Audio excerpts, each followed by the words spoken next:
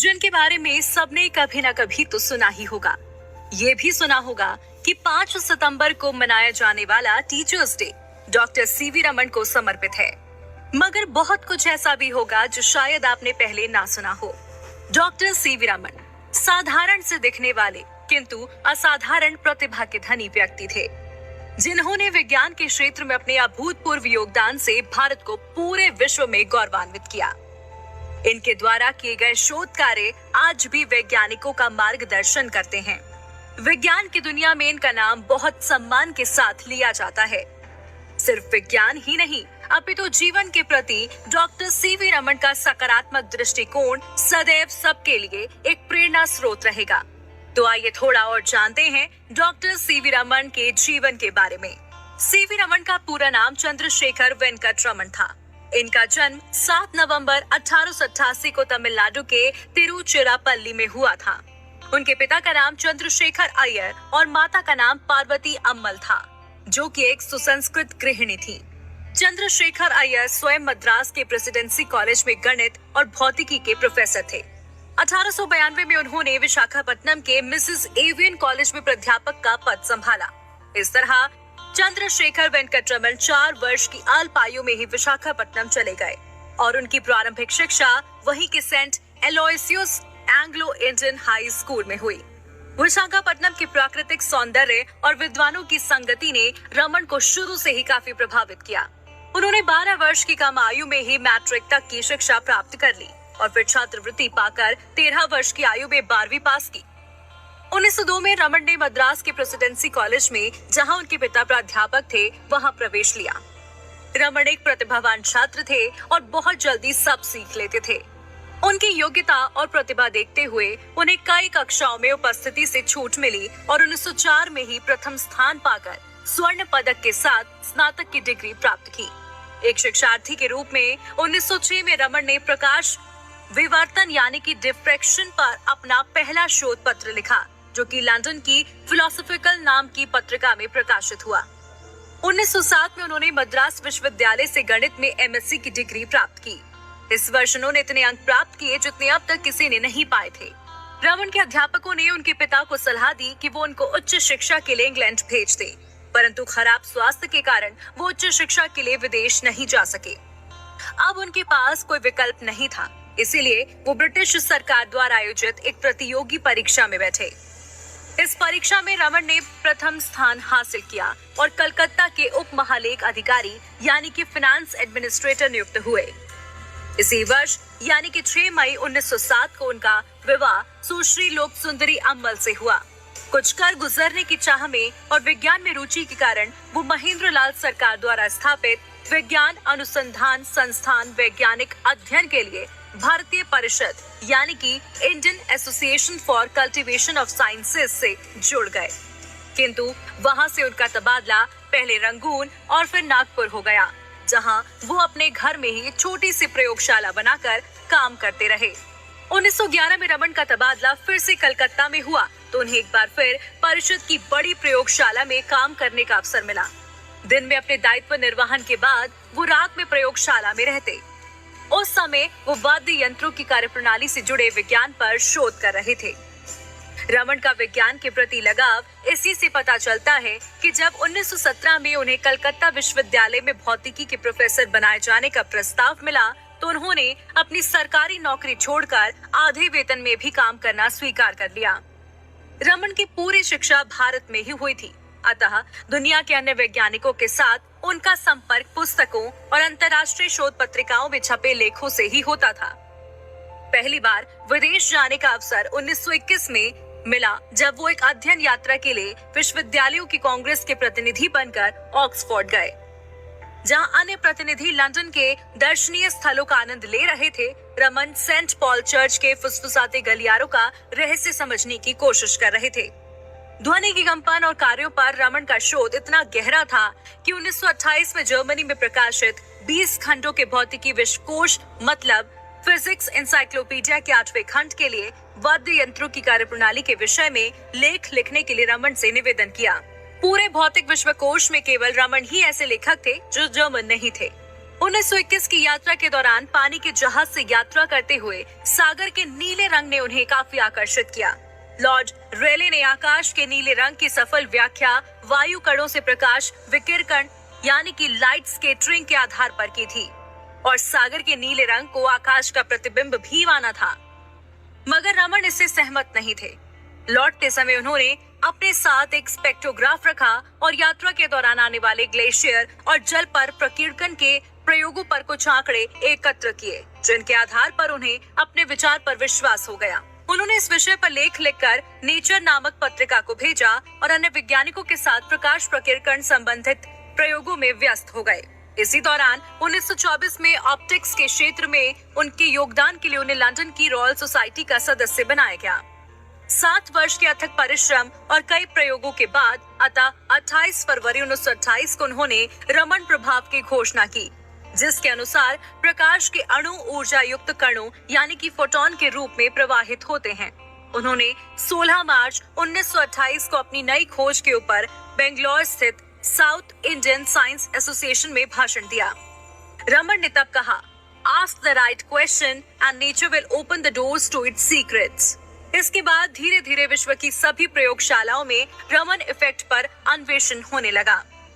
रेले के elastic scattering of light के सिद्धांत के अनुसार जब फोटोन किसी माध्यम जैसे कि वायु के कणों से टकराते हैं तो तरंगे उत्सर्जित होती हैं, जिनमें सबकी ऊर्जा मूल फोटोन के समान ही होती है, किंतु दिशाएं भिन्न होती हैं। रमन ने उसी को विस्तृत कर ये सिद्ध किया कि अणु या परमाणु ऊर्जा का अवशोषण यानी कि एब्जॉर्प्शन कहते हैं। इसे सिद्ध करने के लिए रमन ने पारद यानी कि मरकरी आग के प्रकाश का स्पेक्ट्रोस्कोप निर्मित किया और इन दोनों के मध्य विभिन्न प्रकार के रसायन रखे और पारद आर्क के प्रकाश को उनमें से गुजार कर स्पेक्ट्रम बनाए। उनके और ऐसे अनेक प्रयोग करके उन्होंने पाया कि हर पदार्थ अलग प्रकार से स्पेक्ट्रम में अंतर पड़ता है। इन सब की गणना और माप करके एक सर्वश्रेष्ठ स्पेक्ट्रम का चित्र तैयार किया गया और तरंगों के लंबाइयों में परिवर्तन का कारण समझाया। यही रमन प्रभाव की संक्षिप्त व्याख्या है। रमन प्रभाव एक आध्यात्मिक पहलू भी है, जिसमें ये बताया गया है कि हमारी दृष्टि संकुचित है और इसी कारण हम संसार में होने वाली घटनाओं का पृथक पृथक अनुमान लगाते हैं। बिल्कुल वैसे ही जैसे ही भले एक भगवान का रूप हम सभी में वास करते हैं, किंतु हम सब प्राणियों को भिन्न भिन्न रूप ही दिखते हैं। 28 फरवरी जब चंद्रशेखर वेंकट रमन ने रमन प्रभाव की खोज की और भौतिक विज्ञान के क्षेत्र में अपना अभूतपूर्व योगदान दिया, वो दिन आज भी भारत में राष्ट्रीय विज्ञान दिवस के रूप में मनाया जाता है। 1928 में भौतिक विज्ञान में उनके योगदान के लिए मैट्यूची मेडल प्रदान किया, जिसका नाम इटली के वैज्ञानिक कार्लो मैट्यूची के नाम पर रखा गया था। 1930 में एबनॉर्मल स्कैटरिंग ऑफ लाइट के विषय पर शोध और इसी थ्योरी को समझाने के लिए रमन को रॉयल सोसाइटी ऑफ इंग्लैंड द्वारा ह्यूज मेडल मिला। विज्ञान के क्षेत्र में अपने शोध के लिए 1929 में रमन भारतीय विज्ञान कांग्रेस के अध्यक्ष भी बने। सन 1930 में रमन प्रभाव के लिए चंद्रशेखर वेंकट रमन को नोबेल पुरस्कार मिला और रमन विज्ञान एवं शोध अनुसंधान के लिए उनका रास्ता प्रशस्त हो गया। रमन नोबेल पुरस्कार पाने वाले पहले एशियाई बने। इसी बीच वो 1916 में स्थापित बनारस हिंदू विश्वविद्यालय से भी जुड़े रहे। वो इसके संस्थापक मदन मोहन मालवीय जी का बहुत सम्मान करते थे और बनारस हिंदू विश्वविद्यालय से उन्हें कितना लगाव था, इसका अनुमान 1926 में दिए उनके उस वक्तव्य से लगाया जा सकता है, जो आज भी विश्वविद्यालय के रिकॉर्ड में है। रमन ने कहा, विदेशों में, भारत से दूर, अनजान लोगों के बीच भी मैं मन से कभी भी बनारस से दूर नहीं रह पाया।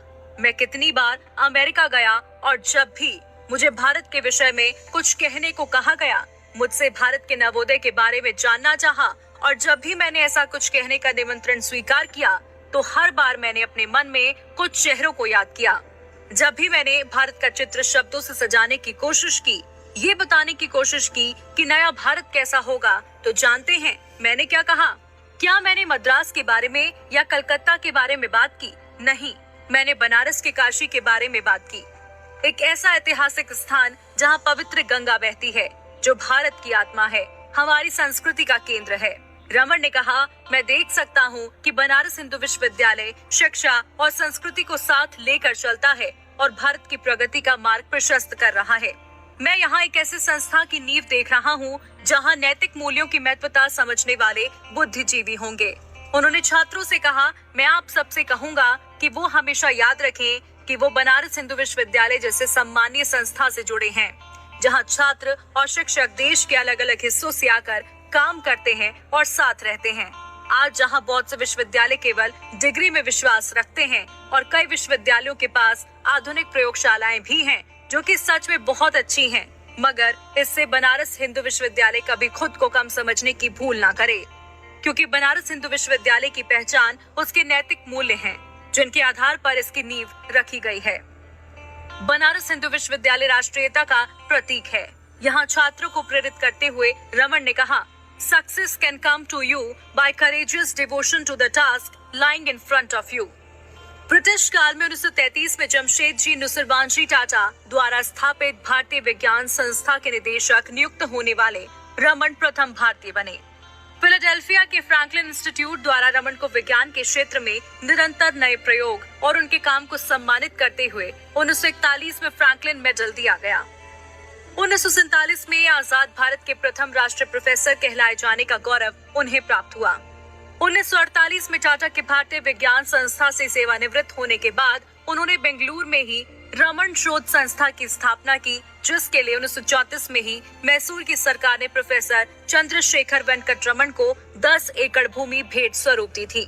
रमन शोध संस्था में विशेष रूप से खगोल विज्ञान, तारा भौतिकी मतलब स्टेलर फिजिक्स, प्रकाश एवं पदार्थ भौतिकी यानी कि लाइट एंड मैटर, सैद्धांतिक भौतिकी यानी कि थ्योरेटिकल फिजिक्स शोध किए जाते रहे हैं।